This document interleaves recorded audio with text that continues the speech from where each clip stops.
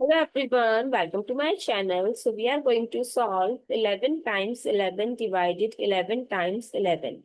Many people make a mistake and reach that incorrect answer. So I'm going to tell you the correct approach to solve this type of problem.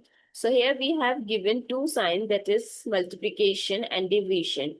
And according to PEMDAS or BORDMAS rule, we know that we have to give priority to division as compared to multiplication. So we'll write the rest digit like this, and there's a division sign in between two. So we'll write it like this and then multiply 11. We'll cancel out 11 with 11. This give us 1. Now what is left? 11 times 1 times 11, which is equals to 121. This is the correct approach and the correct answer. I hope it's clear and you find it useful. So don't forget to like, share, comment and subscribe to my channel. And if you have any doubt related to any math question, you can comment down below.